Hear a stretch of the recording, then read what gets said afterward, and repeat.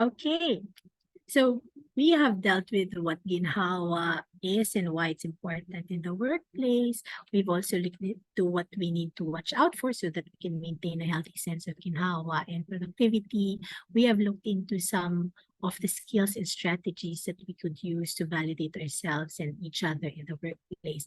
So now those skills and strategies are part and parcel of the, in other words, of our tool repertoire of tools that we can use so that we can create supportive environments in which people can express and continue to get to know themselves more in our workplaces. So that's what we will deal with in this next part of our workshop. How do we actually create these supportive environments? Okay.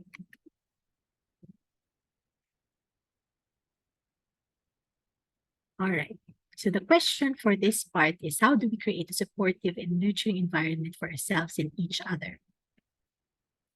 Here we talk about psychological safety. So what is it and why is it important in the workplace? Well, we start with a very basic assumption that safety is something we all need as human beings. It's a basic human need. We all need to be physically and psychologically safe so that we can pay attention to important life tasks. So physical safety is when we live and operate in contexts that have very minimal hazards to our physical health and will not violate the integrity of our physical bodies. However, psychological safety is something else. No? Psychological safety is when we live and operate in contexts that do not threaten our sense of identity, our sense of self-worth and belongingness, and our sense of meaning. In fact, we feel psychologically safe when we live and operate in contexts that actually promote, right, a sense of meaning, purpose in life, where different identities, perspectives, and experiences are respected and accepted. Okay.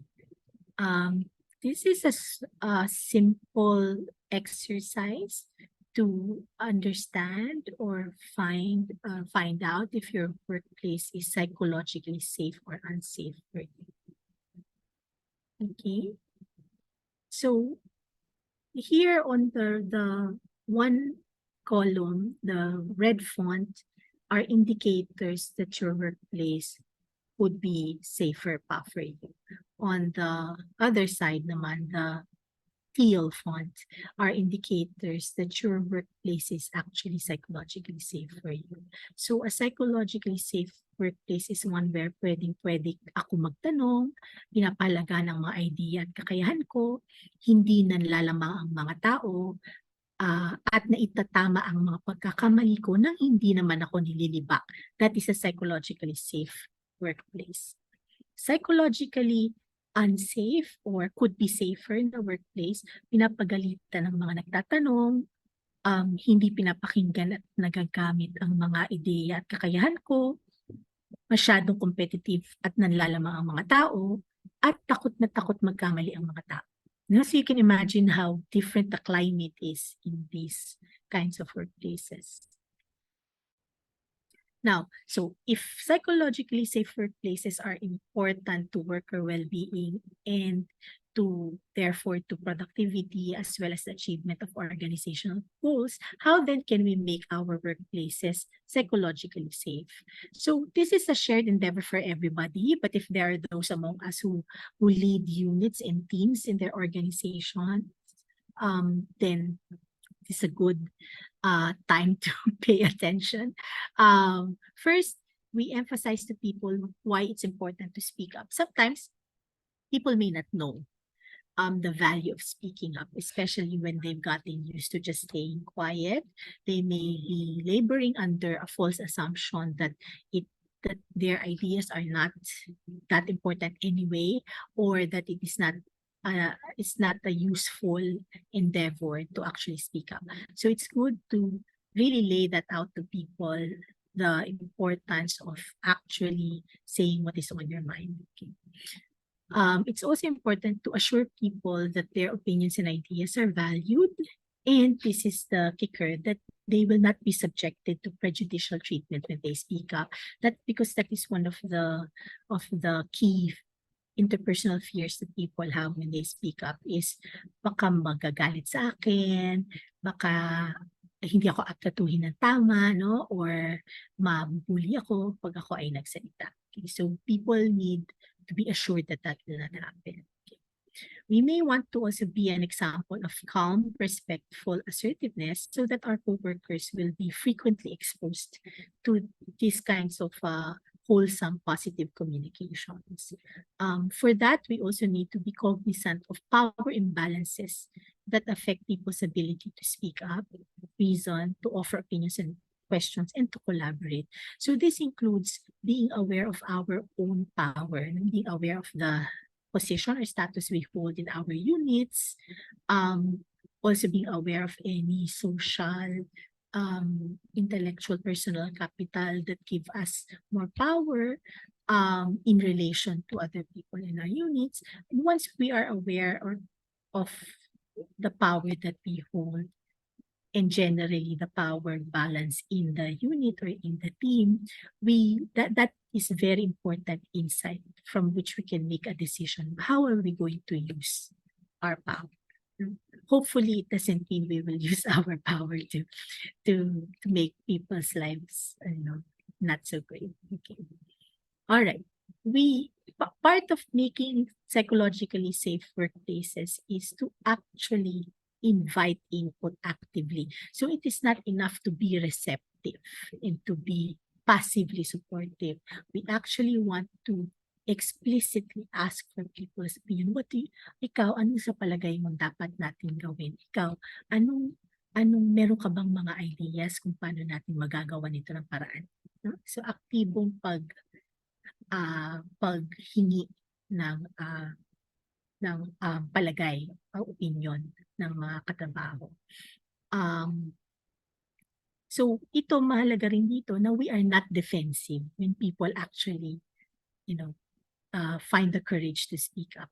So when they speak up, it's even if the way they have said something may rub you the wrong way, see if you can temporarily set that aside so that you can look at what is being said and you can look at the soundness of the proposition. Okay.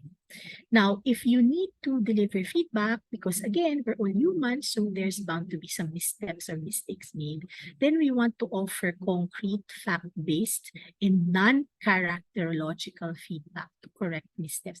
Yung non-characterological, by that we mean, yung hindi tungkol sa pagkatao, right? Yun kasi yung nakakasakit. Tungkol lamang dapat dun sa ano yung nagawa o hindi nagawa, ano yung maaring mas mabuting gagawin o ano yung kailangan iwasan na gawin. So it's about actions rather than character. And then last but not least, sometimes people need to be gently called out if they miss out on showing respect for others' perspectives, identities, and experiences. Not everybody who miss out on showing respect for others are actually being purposely disrespectful. So it's good to let them know that there are other actions that could be taken, other ways by which they could interact and communicate with other people.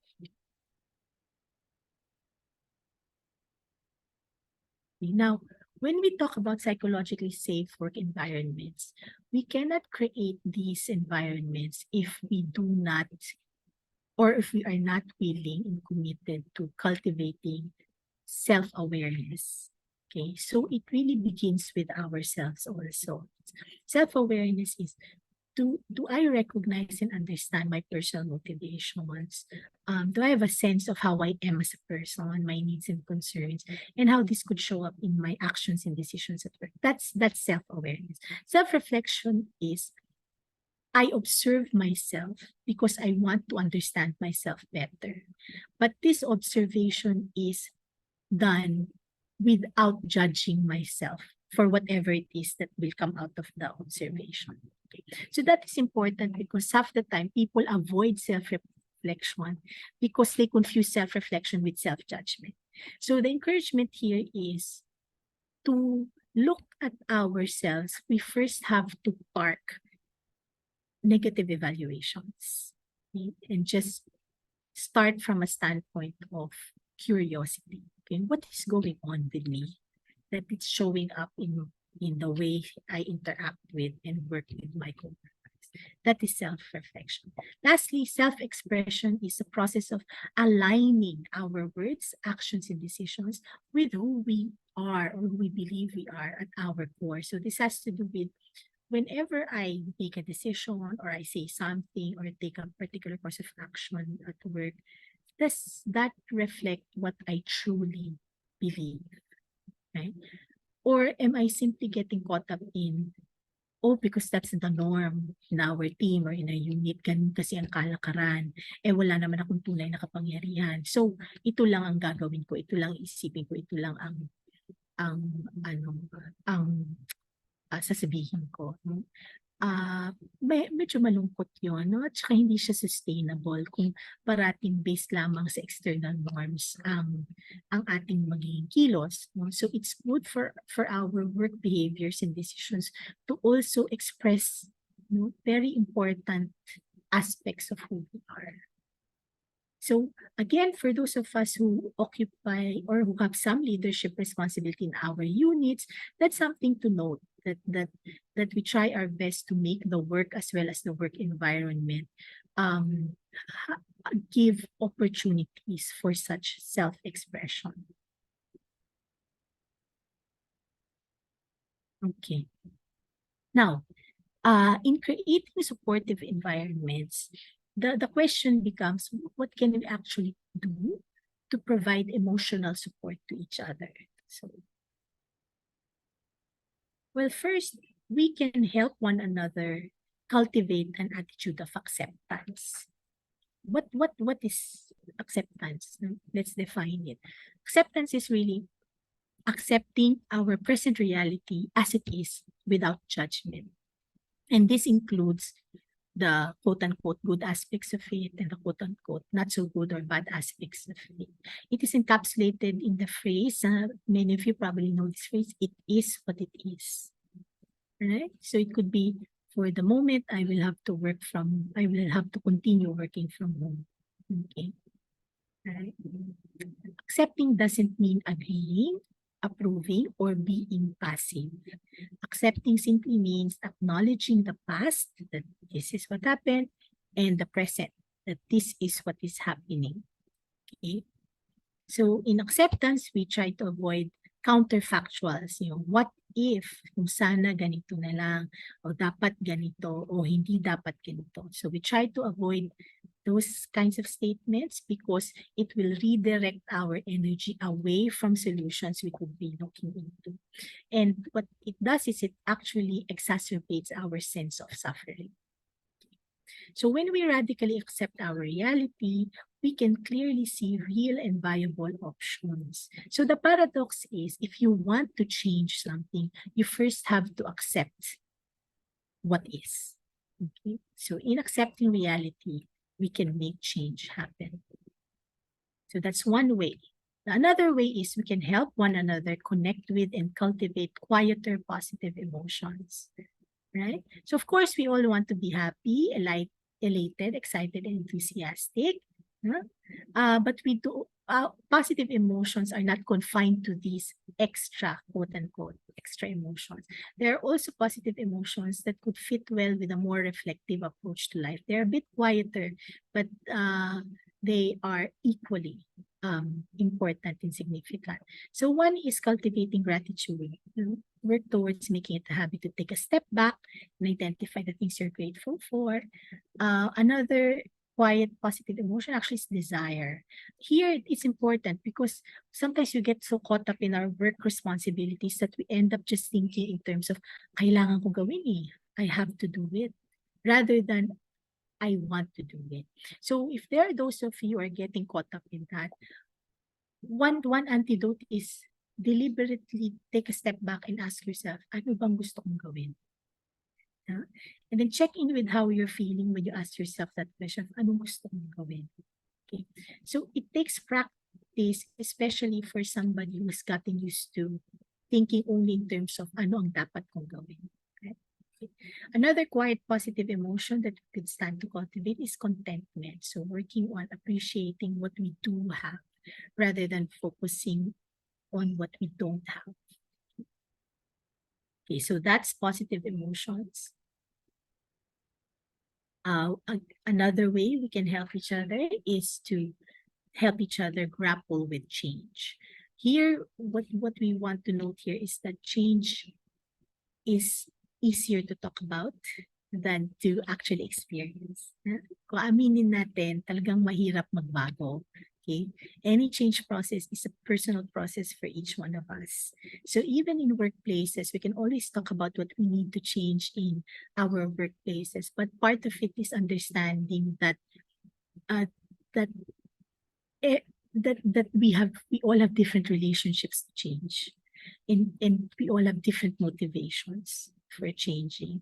Some of us might be ready for the changes that you want to happen in your unit. Some may be less ready. So when we understand that, then we can meet people where they are at. No?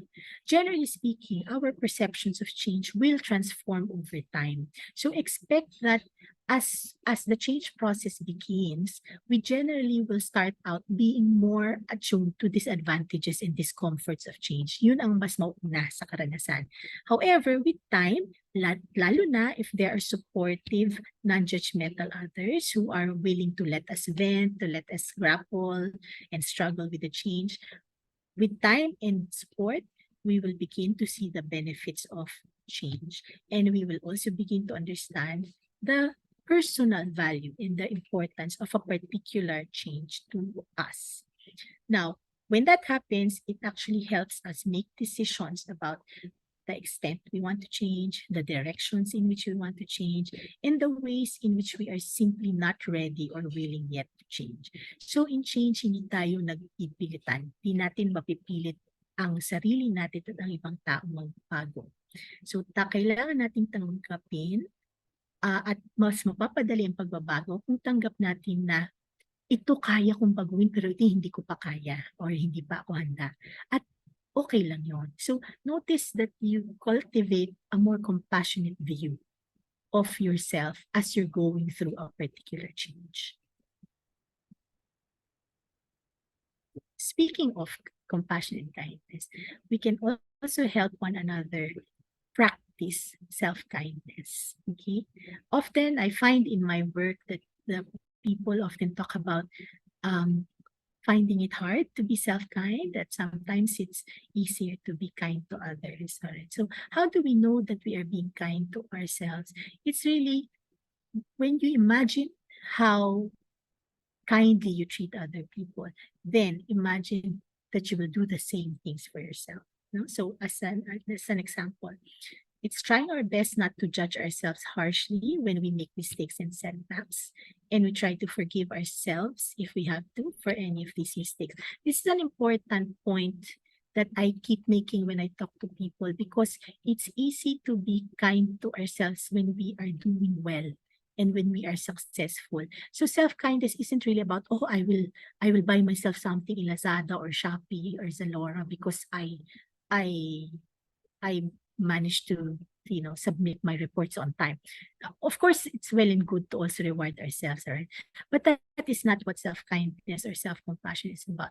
Self-kindness is really reserved for moments of vulnerability, of feeling like than I'm less than how I usually am. I am less effective. I am not at my best, right? It is really in those moments of vulnerability that it's important to actually not judge ourselves. Okay? In those moments, we recognize that we are suffering emotionally. And then we remind ourselves that we are not superhuman, right? That we are very much human and that it is part of the human experience to suffer when things are not going well. So again, this is another important message because half the time people will then say, ay kasi naman litlit na bagay, bakit mo pa iniinda? Right? But that's not necessarily true because if you listen to your emotions and you listen to your body, you will realize it's not nothing. Otherwise, I will not feel anything. Right? So pagka ako may nararamdaman, something is there. And it's an invitation for me to find out. When you judge yourself, you judge your experience, case closed na yun. No? Wala ka nang matututunan kasi hindi ka na magtatanong kasi sigurado ka na masyado eh. Sigurado ka na hindi tama yung nararanasan mo. Itigil mo na yan. Okay. So saying these kinds of statements to ourselves puts us in a different stance. Right? Next, we commit to being kind to ourselves. We also recognize that it is not always easy to do so, but I commit to it. Okay. And last but not least, we remind ourselves that we deserve to be shown kindness. All right. Now, what we can also do to help one another is we help one another to seek help. Now, because seeking help doesn't always come easy to many of us. Right? Seeking help is about recognizing problems. No, I might have a problem that needs intervention from somebody else na hindi lang ako. After that recognition, then I need to be able to express it and articulate it in a way that's understandable by others. And generally, I am comfortable in doing so, right? So remember the mental health spectrum from kanina? Right? So when you are in crisis or struggling, a part of it is, can I admit that this is where I am and that I need help from somebody else, that I cannot do it on my own? And can I then communicate it to that person? Right? Another part of help seeking is availability of sources of help. So sources of help and support can be should be available and accessible. And the help seeker must have an understanding of where and how to get that support. So why is this important to note? Because often the help that we can give somebody else is, hey, I can help look for information, no, about what support we can get for you. And then willingness to seek out and disclose to sources. The help seeker must be willing and able to disclose their inner state to the source of help. So it could be that somebody needs something from you. So your demeanor will help them feel more comfortable about disclosing it to you. At the same time, you could be somebody caring for or supporting somebody who is readying themselves to disclose the need for support. Okay. Now, here's a reflection point for all of us. What prevents us from seeking help? Okay.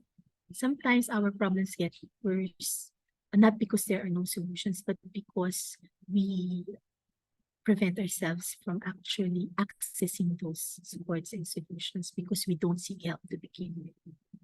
Right? So we prevent ourselves from seeking help when we don't recognize that kailangan na pala natin ng tulong, or we don't know how to actually look for help.